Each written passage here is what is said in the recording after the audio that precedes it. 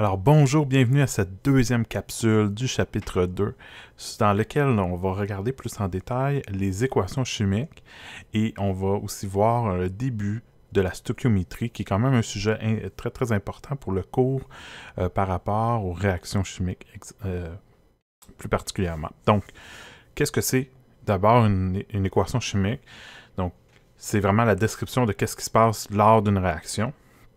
Donc, on va y retrouver les symboles des éléments ou les molécules qui sont mis ensemble pour ensuite produire des nouveaux éléments ou de nouvelles molécules. Okay? Donc, il y a des réarrangements qui se font entre les différents éléments pour former quelque chose de nouveau.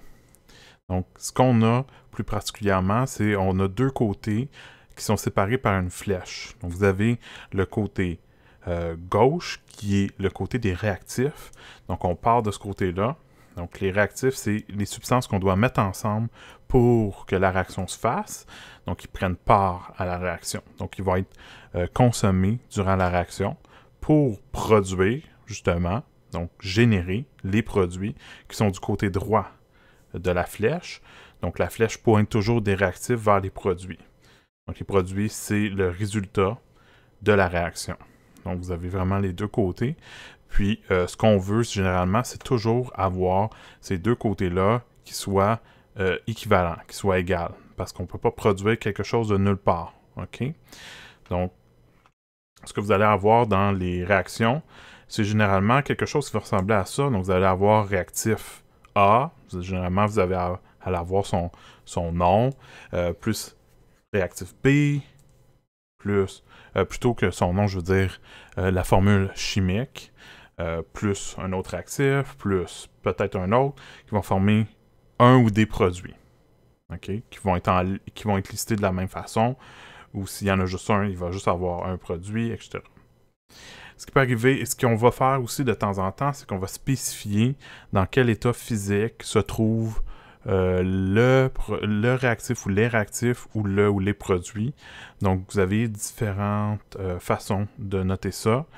Par exemple, s'il y a un G entre parenthèses à côté de votre molécule ou votre élément. Donc, par exemple, ici, on a C pour le carbone. On a un S entre parenthèses qui veut dire sous l'état solide. Donc, sous la forme solide. C'est un des états possibles de la matière. On a ici O2 entre parenthèses G. G veut dire gaz. Les autres qui sont possibles qu'on pourrait avoir, c'est un L entre parenthèses. Ça ressemble à un 1, mais c'est un L. Ça, c'est pour liquide. Vous avez aussi la possibilité d'avoir AQ pour en solution aqueuse. Ça veut dire dans une solution d'eau. Okay? Donc ça, généralement, c'est lorsque pas mal de réactifs sont dans l'eau, ben on va avoir plusieurs réactifs, plusieurs produits avec cette mention-là à côté. Généralement, ça veut dire que c'est pas un état qui est pur, parce que gaz, liquide et solide, ce sont des états purs de la matière, tandis que aqueux, c'est en mélange. Okay? Donc ça, c'est les quatre que vous pourriez retrouver à côté des molécules ou des éléments qui se retrouvent dans l'équation chimique. Donc, ce que vous allez remarquer, ce que je vais vous parler maintenant, c'est que ce qu'on va vouloir, c'est toujours avoir le même nombre des éléments du côté des réactifs que du côté des produits. Donc, si je fais le total ici, j'ai un carbone du côté des réactifs, puis j'ai 2 oxygènes du côté des réactifs. Du côté des produits, j'ai également un carbone et 2 oxygènes. Donc, tout est balancé. Donc, c'est ça qu'on veut lorsqu'on va ce qu'on appelle équilibrer la réaction. Donc, c'est la première étape lorsque vous allez voir une réaction chimique, une équation chimique, c'est de l'équilibrer, de faire en sorte qu'il y ait le même nombre de tous les éléments d'un côté par rapport à l'autre côté. Donc, il n'y a rien qui doit apparaître de nulle part, puis il n'y a rien qui disparaît dans le néant non plus. Donc, pour faire ça, si jamais, comme là, c'était tout équivalent, c'était tout beau, mais si ce n'est pas équivalent, c'est pas équilibré, qu'est-ce qu'on fait? Donc, lorsque c'est pas équilibré, on doit utiliser ce qu'on appelle les coefficients stoichiométriques. Donc, je vous parle de qu'est-ce que c'est que les coefficients stoichiométriques.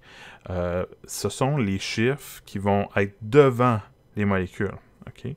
Donc, on va venir mettre un chiffre Par exemple, devant la molécule ici d'hydrogène, le H2, ou devant O2, ou devant H2O. Okay? Donc, les chiffres qui vont être devant, ce sont les valeurs stoichiométriques. Lorsqu'il n'y a rien d'écrit, c'est 1 par défaut. Donc, la valeur stoichiométrique de 1, c'est ce qui est là par défaut lorsqu'on ne met rien. Dès qu'on veut le changer à, par exemple, 2, à ce moment-là, il va falloir mettre le chiffre, okay, en grand devant. Il faut faire attention que les chiffres qu'on va mettre ici, comme ça, devant les molécules, c'est pas la même chose que les chiffres qui sont dans la molécule. Okay? Les chiffres en petit, en indice, ça, on ne doit jamais y toucher. Okay? On n'a pas le droit de toucher à ces chiffres-là.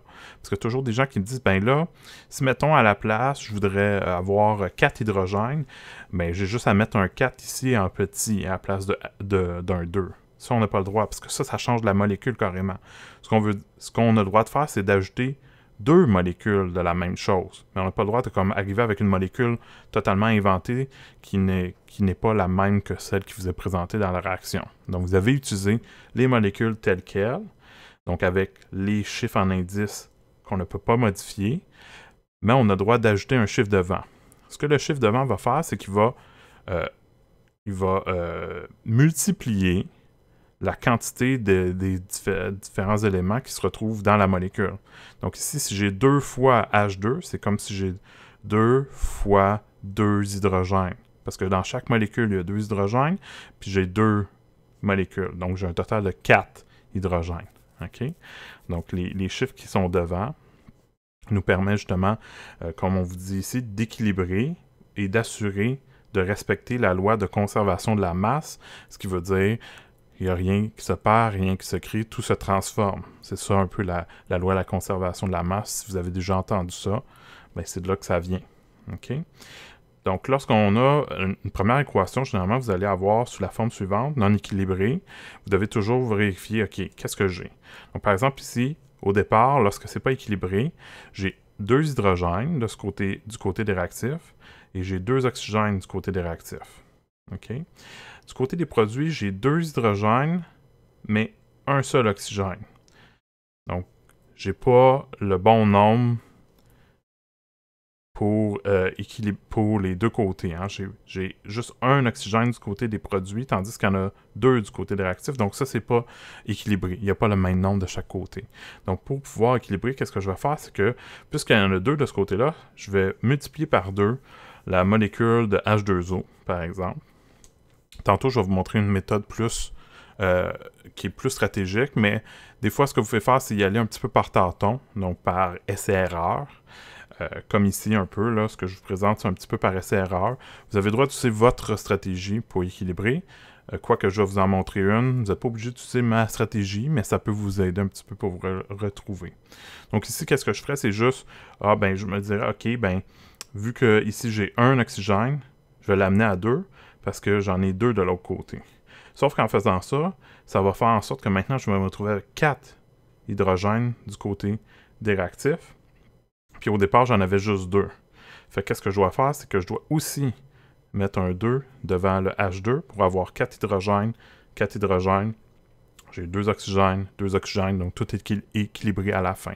Donc ça serait ma réaction équilibrée, de laquelle je pourrais faire d'autres exercices, d'autres calculs. OK? Donc, pour vous représenter un petit peu qu'est-ce que ça veut dire qui est équilibrer une réaction. Donc, qu'est-ce que vous avez au départ? Vous avez une réaction qui est non équilibrée. Donc, vous avez ici H2, c'est 2 petites boules grises pour les hydrogènes, qui sont représentés par les boules grises.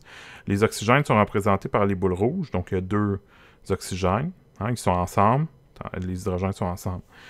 Une molécule de H2O, c'est la boule rouge au centre, puis 2 boules grises de chaque côté qui sont les hydrogènes. Donc, si je veux que ça soit équilibré, ce que je n'ai pas le droit de faire, okay, c'est par exemple dire, OK, je vais ajouter un oxygène du côté des produits tout seul, parce que il manque ça du côté des produits. Sauf que l'oxygène, si c'était pas dans les produits au départ, vous n'avez pas le droit d'inventer des produits, des ajouter quand ils ne sont pas là dans la réaction. Okay? Si on vous indique qu'une réaction doit seulement concerner ces molécules-là, vous n'avez pas le droit d'en ajouter une comme ça, OK? Donc ça serait pas correct de faire ça. L'autre chose qui serait pas correct, c'est de se dire, ben vu que il me manque un oxygène du côté des produits, ben ce que je vais faire, c'est que je vais ajouter un 2 à l'oxygène, ici, comme ça, en indice. OK? Ce que je vous ai dit tantôt, c'est justement de jamais changer les chiffres qui sont en indice dans les molécules. Donc ça, c'est pas correct de faire ça. Vous n'avez jamais le droit de toucher aux chiffres en indice dans les molécules. Tout ce que vous avez le droit de faire, c'est changer les coefficients stoichiométriques, donc les gros chiffres qui vont devant les molécules, okay, qui multiplient le nombre de molécules. Vous n'avez pas le droit de modifier le nombre d'atomes dans une molécule. Parce que ça, cette molécule-là, c'est pas de l'eau. Okay, c'est du peroxyde d'hydrogène. Si vous buvez ça, vous sentirez vraiment pas bien. Okay? C'est utilisé pour désinfecter les plaies, par exemple, ou désinfecter des surfaces. Okay? Ça tue les bactéries, ça tue les virus, mais c'est pas bon pour nous autres, contrairement à l'eau. C'est pas toute la même molécule. Donc nous, on ne veut pas changer la matière qui est produite lors de la réaction, on veut juste savoir combien de cette molécule-là je vais avoir ou combien je vais en avoir besoin de cette molécule-là comme réactif. Donc ce qui va être bon de faire comme pour équilibrer, c'est faire ceci. Ça veut dire mettre 2 fois H2, ça veut dire 2 molécules de H2, vous les voyez, ils sont un à côté de l'autre, ça fait un total de 4 hydrogènes, plus une molécule plutôt de oxygène, donc 2 oxygènes, plus 2 molécules de H2O. Donc vous voyez, il y a 2 molécules de H2O, ce qui fait un total de 4 boules grises et 2 boules rouges qui sont réparties dans les 2 molécules, mais c'est pas grave, c'est le total qui nous importe pour savoir si c'est équilibré ou non. Donc ça vous montre un petit exemple de quoi faire et quoi ne pas faire lorsque vous allez équilibrer.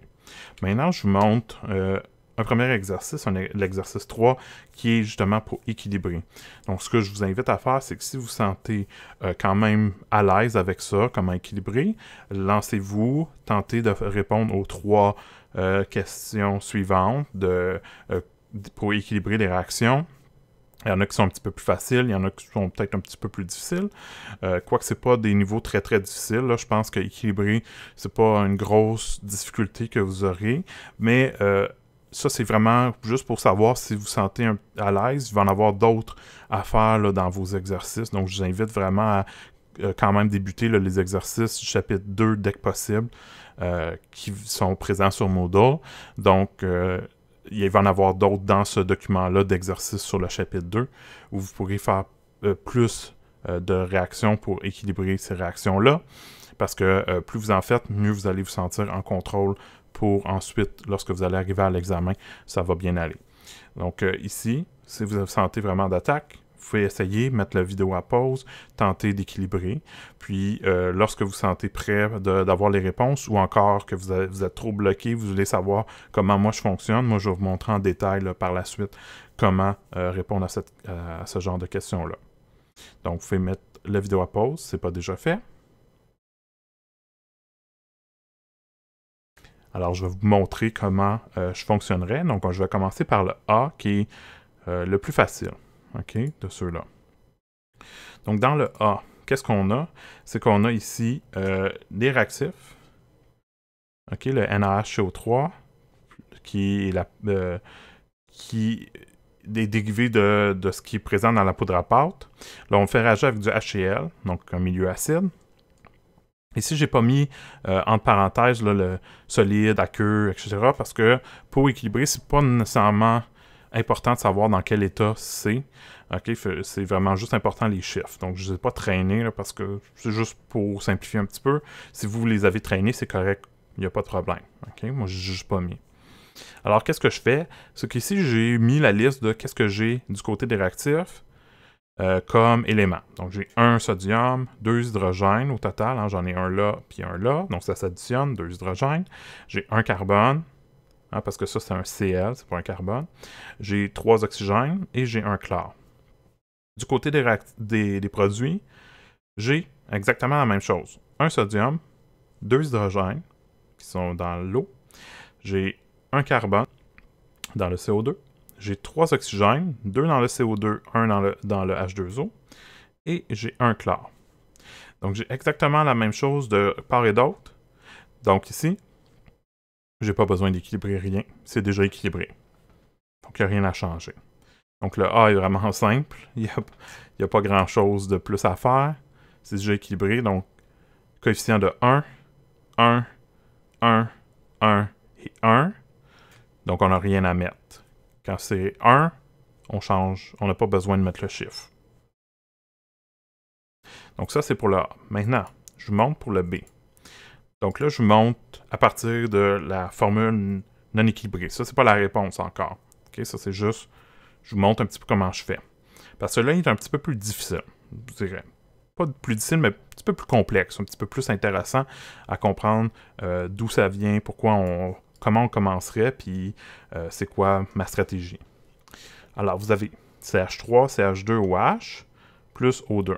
Si on fait le compte de tout ça, on voit que il y a 2 carbones, 6 hydrogènes, 3 oxygènes au total du côté des réactifs, tandis que du côté des produits, on a CO2 plus H2O, ce qui fait un total de 1C, 2H et 3 oxygènes. Donc clairement, il n'y a pas le même nombre de carbone, pas le même nombre d'hydrogène. Pour l'instant, le même nombre d'oxygène, mais ça va peut-être changer lorsque je vais commencer à équilibrer. Alors, je vous montre comment moi je fonctionnerais pour équilibrer. Donc, la première chose que je fais, c'est que je prends la molécule qui est la plus variée, celle qui a plus d'éléments différents. Généralement, c'est la molécule la plus grosse. Puis, ce que je vais faire, c'est que je vais mettre le chiffre 1. Je vais me dire que ça a une valeur stoichiométrique de 1. Puis, ce chiffre-là, je ne vais pas le changer, sauf si j'en ai besoin à la toute fin. OK? Parce que je veux avoir quelque chose qui est vraiment comme ma référence de départ. Okay? Parce que sinon, si on commence à changer la valeur stoichiométrique ici, puis on fait du ping-pong, on la change là, puis là, il faut la rechanger, il faut la rechanger, changer, ainsi de suite.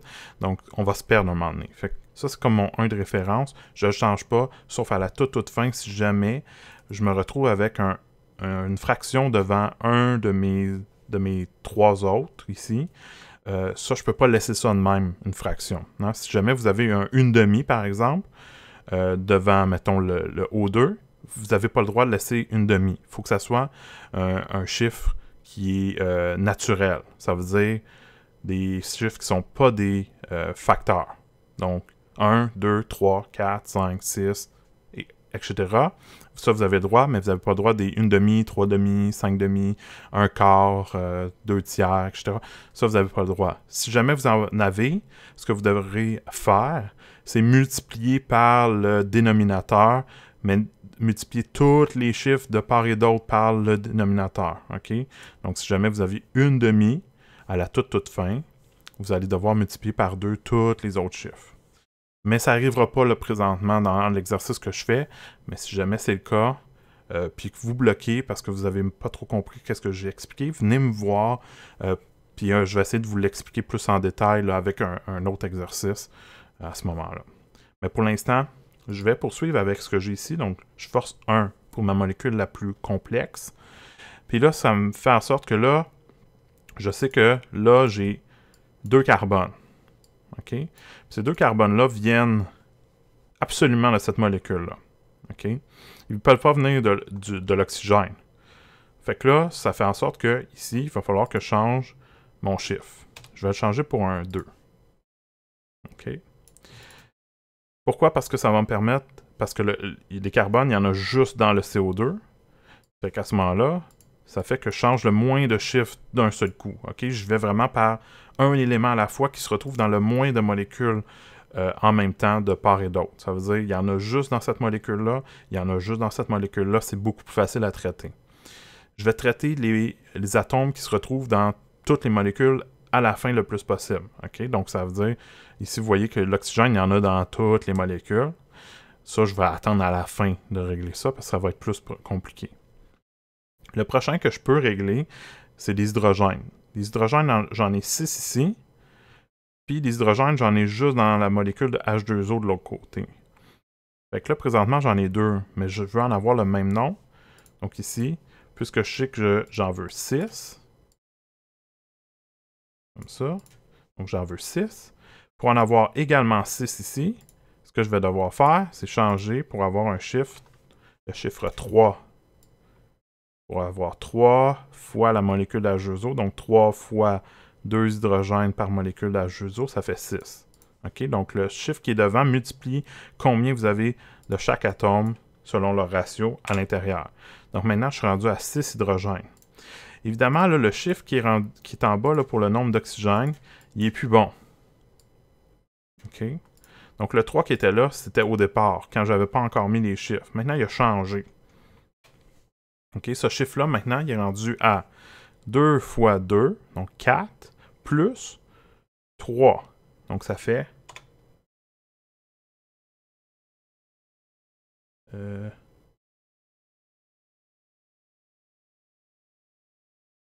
Oui, ça fait 7. Oui. Oui, c'est ça. OK. C'est beau. Tout est beau. Donc, ça fait 7, parce que ça fait 4 plus 3. Alors, de l'autre côté, qu'est-ce qui arrive? C'est que j'ai un oxygène ici. Donc, ça fait en sorte que lui est toujours là, puis je ne veux pas changer de 1, donc j'ai un oxygène. Ça veut dire qu'avec le O2, je vais obtenir 6 oxygènes ici. Donc, j'ai 2 oxygènes par molécule de O2, puis j'en veux 6 au total d'oxygène. Donc, je vais utiliser un ratio de 3, ce qui fait en sorte que maintenant, je vais me retrouver avec également un 7 ici. Donc, ça fait en sorte que maintenant, tout est bien équilibré. Donc, à ce moment-là, ça serait ma réponse. Évidemment, j'enlèverais le 1. Je n'aurais pas besoin de l'indiquer parce que par défaut, quand on n'écrit rien, c'est 1. Donc, ça serait ma réponse en haut ici, comme ça, pour le B. Ensuite, le C.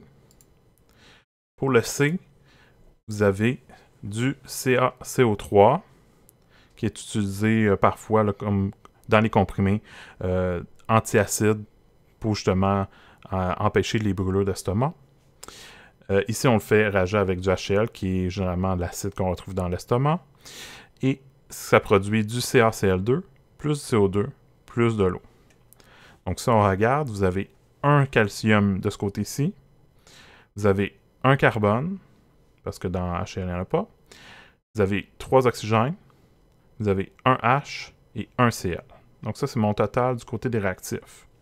Du côté des produits, j'ai un calcium, j'ai un carbone dans le CO2, j'ai 3 oxygènes, j'en ai 2 ici et un là, j'ai 2 hydrogènes, les 2 viennent de H2O, et j'ai 2 Cl, donc les 2 viennent de CaCl2. Alors, ce que je vois, c'est que le nombre de calcium, de carbone et d'oxygène est équilibré.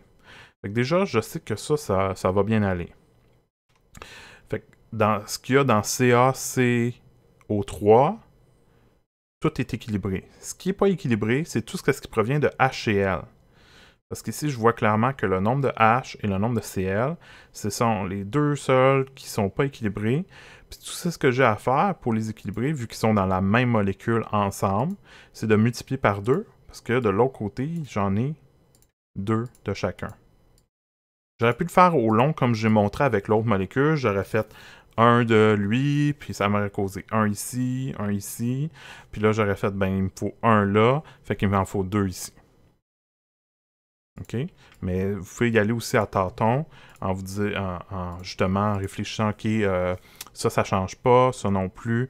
Tout ce qui doit changer, c'est le HCl, parce que c'est le seul qui ne fonctionnait pas. Donc ça serait la réponse. Donc, maintenant, vous avez la réponse pour le C. Donc, la seule chose qui change ici, c'est un 2 comme coefficient stoichiométrique pour HCl. Sinon, toutes les autres, c'est des coefficients de 1. OK, donc il n'y a rien à écrire. Donc, ça, c'est vraiment comment équilibrer les réactions. Mais comme je vous dis, si vous ne vous sentez pas à l'aise, faites-en plus encore. Donc, dans les exercices sur le chapitre 2, il y en a vraiment plus à faire pour vous permettre. D'ailleurs, les exercices du chapitre 2 sont ensemble avec les exercices du chapitre 3, donc sont jumelés. Mais généralement, les débuts des exercices, c'est plus sur le chapitre 2. Donc, vous allez voir, là, il y en a pour équilibrer les réactions. Alors, je vais retourner du côté de la présentation. Il me reste un dernier sujet sur le chapitre 2, qui est la stoichiométrie. Donc, je vais vous introduire la stoichiométrie parce que ce sujet-là, on va en parler pas mal plus dans le chapitre 3 par la suite. Mais je vais vous introduire un petit peu qu'est-ce que ça veut dire, puis qu'est-ce qu'on va faire avec comme la base, OK? Parce que là, je vais montrer les valeurs de coefficients stoichiométriques. Ben, ils ont une importance, OK? Parce que les valeurs stoichiométriques, on en a besoin pour faire de la stoichiométrie. La stoichiométrie, ça veut dire quoi? Ça vient du mot grec, en fait de deux mots grecs, stoichion pour élément et métré pour mesure. Donc, la mesure des éléments qui sont présents dans les réactions. Donc, c'est l'étude des proportions dans lesquelles interviennent les réactifs et les produits dans une réaction chimique. Ça veut dire combien j'ai besoin de réactifs pour produire combien de produits. Okay? Donc, c'est vraiment ça, là, la stoichiométrie. C'est j'ai besoin de combien de mes réactifs, puis je vais produire combien de mes produits. C'est vraiment l'importance de pourquoi on doit équilibrer les équations chimiques avec les coefficients stoichiométriques pour pouvoir permettre ces calculs-là de stoichiométrie par la suite. Donc, par exemple, ici, vous avez une réaction de CO plus 3H2 nous donne 1 CH4 plus 1 H2O.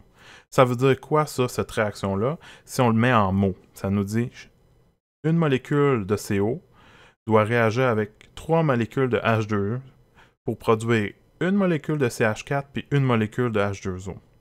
C'est ça que ça veut dire avec les chiffres, mais quand on écrit en équation chimique, c'est ça, au fond, que ça nous dit comme information. Donc, la stoichiométrie, c'est j'ai besoin d'une molécule de CO avec 3 molécules de H2E, puis ça nous donne une molécule de CH4 puis une molécule de H2O.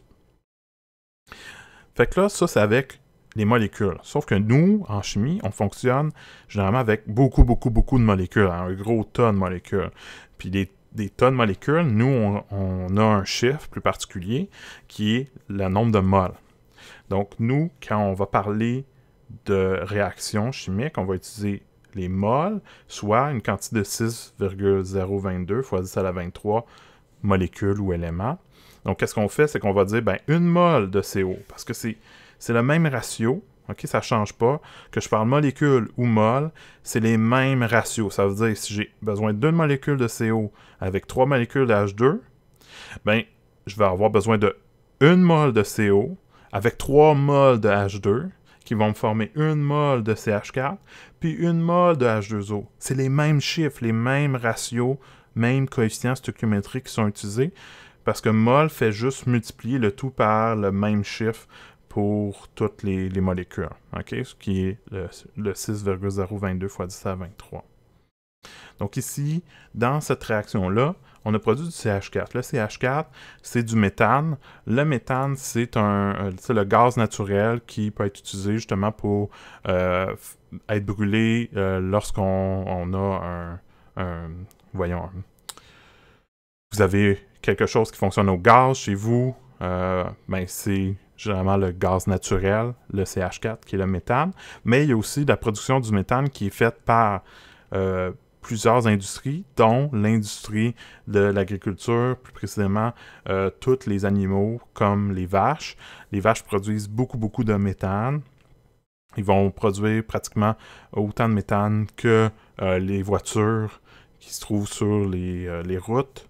Donc, il y a cette question-là là, de se demander là, si on a besoin d'adapter justement notre alimentation pour aussi avoir un impact sur l'environnement, parce que manger de la viande comme du bœuf, à ce moment-là, ben, c'est que les vaches, ben, ils ont produit du CH4 pendant leur vie, fait que ça l'a amené un petit peu plus sur le réchauffement climatique, donc ça contribue justement à produire du méthane, qui est un gaz très important comme effet de serre.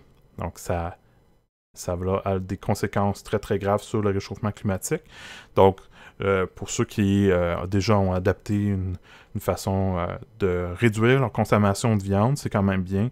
Ou encore ceux qui sont déjà complètement végétariens ou végétaliens, ben, ça peut justement être une façon de réfléchir sur notre façon de manger, puis qu'est-ce qu'on mange, parce que ça a une influence qui va plus loin que juste ce qu'on mange, mais ça a une influence, par exemple, sur le réchauffement climatique. Alors, si on met ça de côté, une autre chose qu'on va avoir, c'est justement le transport des aliments sur de longues distances va demander de l'essence, puis justement, quand on la brûle, va créer du CO2 qui pollue dans l'atmosphère. Donc, généralement, ce qu'on utilise comme comburant dans l'essence, c'est surtout en grande portion de l'octane. Okay? C'est un important constituant de l'essence. Donc, quand on regarde de l'octane, c'est le C8H18. Okay? Donc, ici, vous avez une réaction chimique. Donc, 2C8H18 plus 25O2 en excès, en parenthèse, je vais vous parler de qu'est-ce que ça veut dire, nous donne 16CO2 plus 18H2O. Donc, le CO2, c'est un autre gaz à effet de serre important. Pas autant que le méthane. Le méthane est beaucoup plus fort, mais le CO2 est quand même un autre gaz à effet de serre qui est produit par beaucoup de tous nos transports, là, en fait, là, dès qu'on utilise la voiture ou un autre type de transport qui brûle de l'essence, à ce moment-là, on produit du CO2. Donc, dans l'exercice qui est ici, on a une question A qui est combien de moles de CO2 la combustion de 1,8 fois 10 à la 4 moles de C8H18 produit-elle? Alors, je vais vous expliquer un petit peu comment ça va fonctionner, parce que je ne pense pas que vous allez vouloir vous lancer tout de suite dans ce type de questions-là. Si jamais vous vous sentez à l'aise, vous pouvez essayer. Mais sinon, je vais utiliser cet exercice-là pour vous expliquer comment ça fonctionne, comment on fait le calcul. Alors, ce que vous avez, on vous dit que ce qu'on se demande, c'est combien de moles de CO2. Donc, on se pose des questions par rapport au CO2, mais on sait qu'on va utiliser 1,8 fois 10 à la 4 moles de C8H18. Puis on va se demander, et on va se dire, OK, combien de CO2 ça produit cette quantité-là de C8H18. Alors, je vais vous montrer la réponse. Fait que si vous voulez mettre à pause, vous pouvez le faire. Mais sinon, vous pouvez utiliser cet exercice-là comme exemple pour vraiment mieux comprendre comment ça fonctionne. Donc, je vais vous montrer déjà le raisonnement, une bonne partie du raisonnement. Alors, qu'est-ce que j'ai fait? C'est que j'ai retranscrit ici l'équation.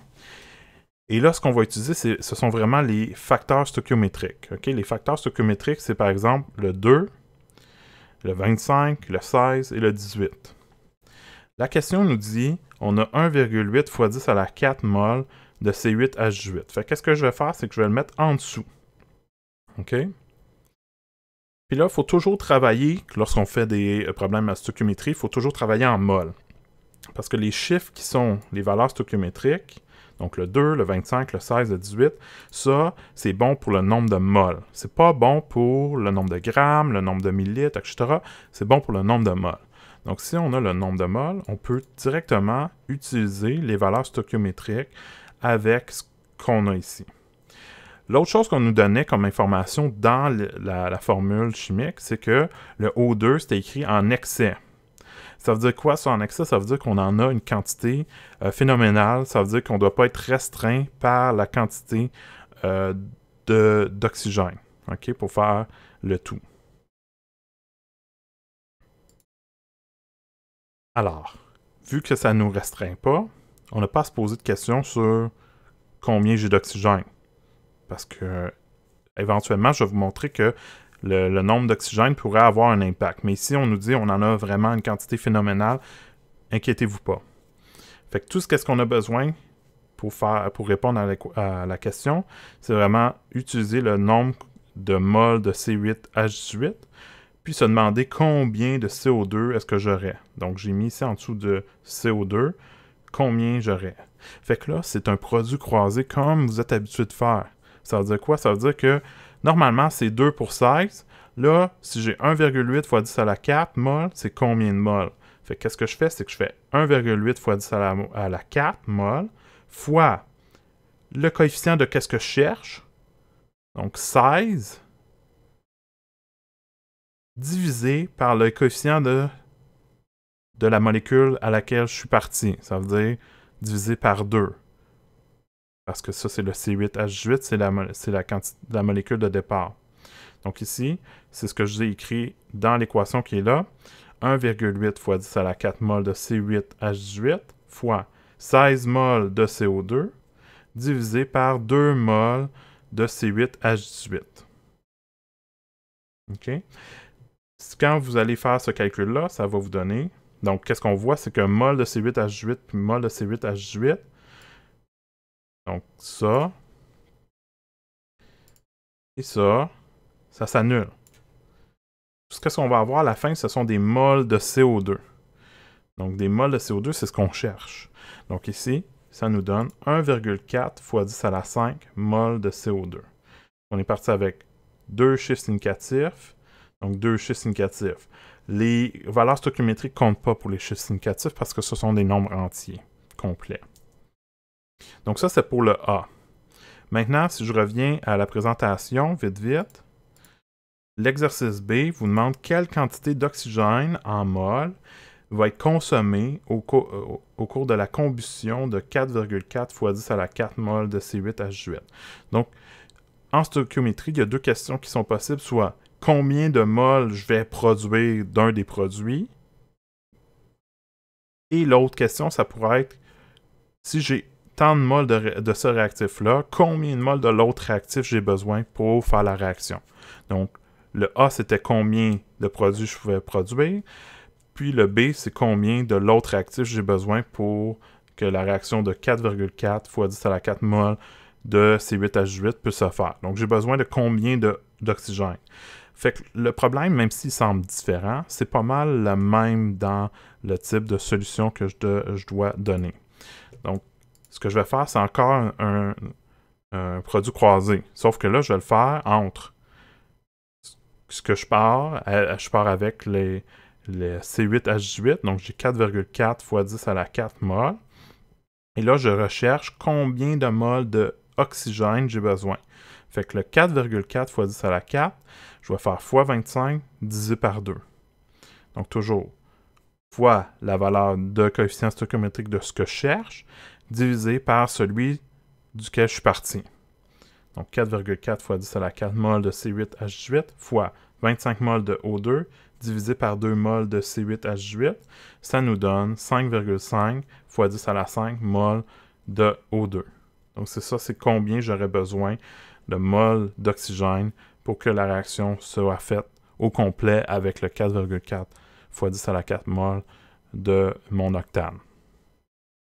Donc toujours, vous vous dites qu'est-ce que j'ai comme chiffre, qu'est-ce que je recherche, puis vous allez utiliser les valeurs stoichiométriques pour faire votre coefficient, plutôt pour faire votre produit croisé. Donc, vous utilisez les valeurs de coefficient stoichiométrique, toujours en croisé, ça veut dire je multiplie par ce que je cherche, je divise par ce que je suis parti. Donc, j'espère que ça vous donne une bonne base pour la stoichiométrie parce qu'on va continuer dans le chapitre 3. Donc, le chapitre 3 et le chapitre 2 sont vraiment très reliés. Donc, c'est pour ça que les exercices sont un petit peu ensemble. Donc, dès que possible, vous allez commencer quand même le chapitre 3 rapidement. Mais d'ici là, je vous souhaite une bonne fin de journée. Au revoir.